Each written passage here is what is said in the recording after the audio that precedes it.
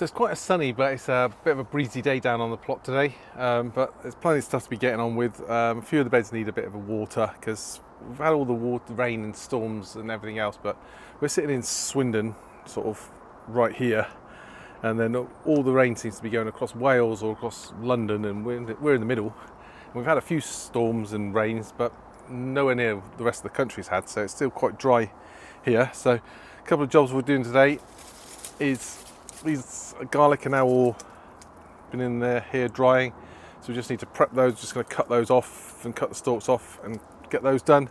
And also we want to lift some of the onions because we noticed the other day some of the onions that hadn't taken very well or the mold had disturbed, they started to get signs of white rot on them, so I don't want the rest of the onions to spoil. So we're going to lift the other onions today, and that'll give us a couple of beds that we can plant up with some other crops, so probably some more carrots or some swede and stuff like that. So I'm going to get on and do these garlic and see how many garlic we've got. So there we have it. That's all our garlic. All prepped and ready, and we'll just string those up when we get them home later. Plenty of garlic there. It's all good. So now we've freed up this bench area down here, we can think about getting some of the onions. So let's get a little trowel and go over to the onion bed and start harvesting some of those onions. So here we are at the onion bed. I'm going to take all the clips off.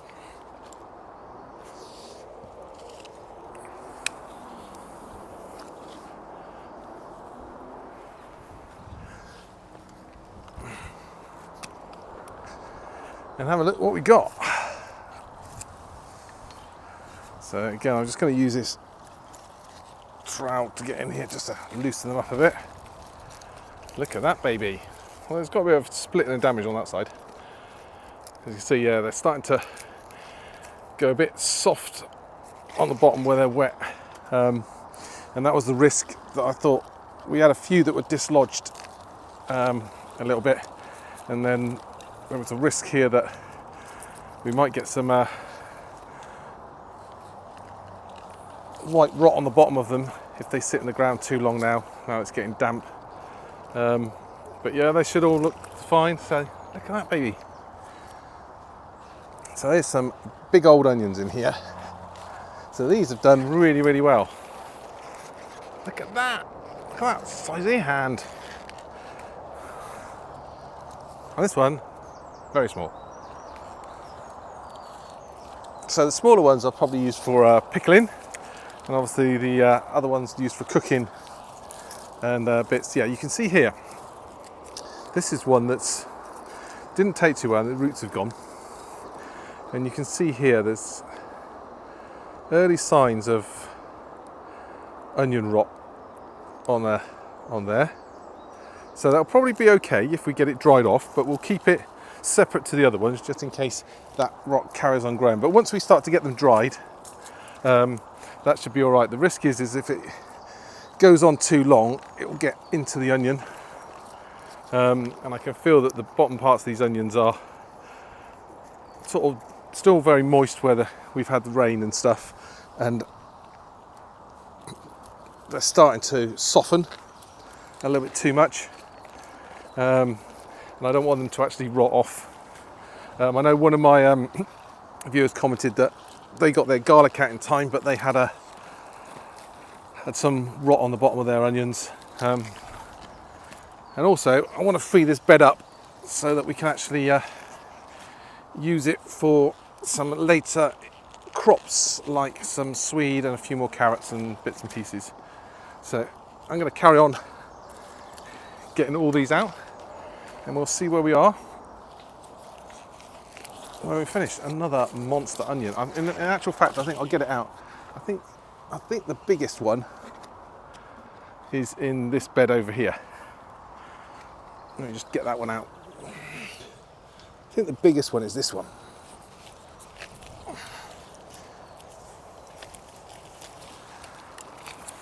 I don't know, is that one bigger than the one we had down there?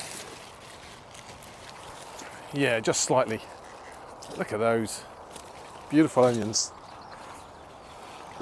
So we did pretty well. I don't know, I haven't counted them, but if I pan you down, There's all this lot down here. These are the shallots, and there's other onions there. And then over in the bed over here, we've got all the red onions. So we've got plenty of onions to start drying out. But I thought I'd show you, we lost 2 to white rot, and I'll show you an example, closer example of this.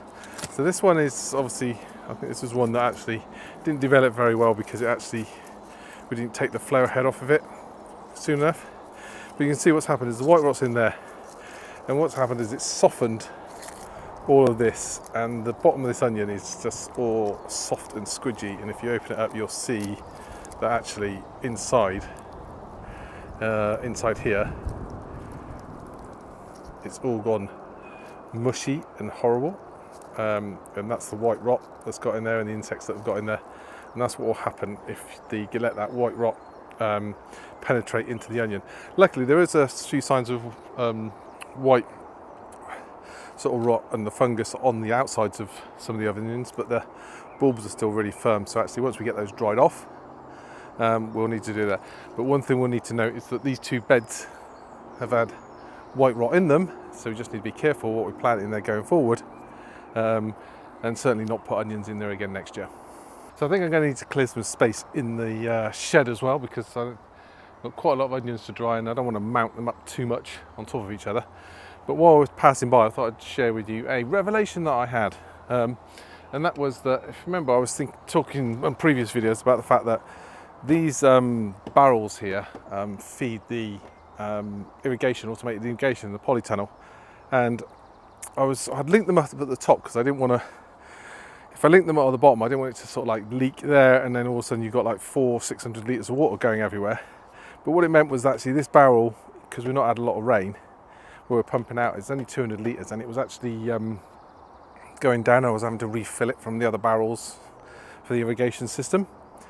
So I was thinking, oh, how can I do this? I could put like an automatic level sensor in this one, so that when this one senses that it's nearly empty, it'll pump water from the other ones into this one. And I was coming up with all these convoluted answers to the problem. And I was sat down here the other day and I was thinking, like, well, I've got an IBC tank here. So what we've done is we've actually changed it so that the irrigation doesn't feed from here. It now feeds from the IBC tank. I just drilled a small circular hole in the top of the IBC tank. And then I know that this can hold up to 1,000 litres. So if we're going away for any length of time,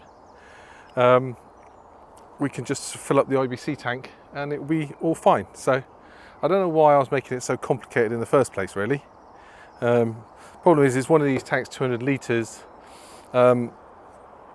it will use up a whole tank in about 7 to 10 days, because it's quite a lot of stuff it's watering in there. So it uses about a watering can of water in the morning and in the evening. So 2 cans a day, so that's 20 litres. So in 10 days, or roughly around there, it would be empty. So if we're going away for any longer period of time, and I don't want to keep having to fill that up, so now I have a solution, and it was a simple one, just never thought of it. So I've just been going around doing a little bit of a harvest, and we got some lovely tenderette broccoli. However, like courgette, you have to keep your eye on it, because you turn your back for 5 minutes and it does this on you and goes to flower. So you just have to keep an eye on that, because lost a few stalks there going to flower. So we've got all these other ones off. That'd be lovely for my tea. So apart from that, we've been harvesting strawberries, lots of strawberries, and all the lettuce. This lettuce that's in here is just getting to the end of its life now. So we'll be taking the rest of the leaves off of that this week and taking that out, because the leaves that are outside that we planted up the other week are just starting to come to form. So they'll be ready in a week or two to actually start picking, and as well as the headed lettuce. All the tomato plants are looking good now. They're all up at this sort of height. Just need to keep tying them in.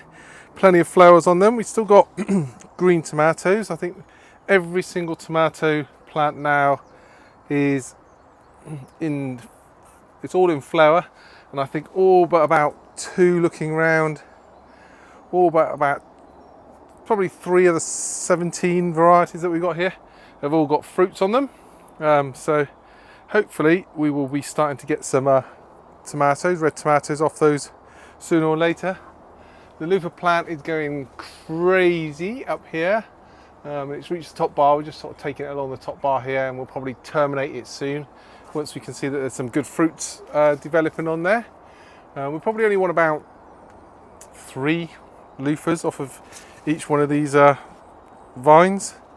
So hopefully if we can get some up the top here, and then what we can do is we can support the weight of them off the main beam rather than just having them off the actual plant itself. But yeah, that's all looking good. And as I say, down the cucumbers have gone crazy this last week, and they're up at the sort of same. Some are still small, but some are up at the right height now for us to stop picking the cucumbers off. And everything else is looking mighty fine. So that is my update for this week. Just a short one.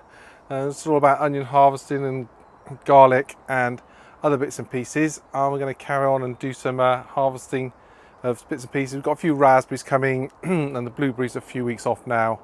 But everything else is looking pretty good. So I will see you again next week, and hopefully by that time maybe we might have a red tomato to taste. So until then, cheerio.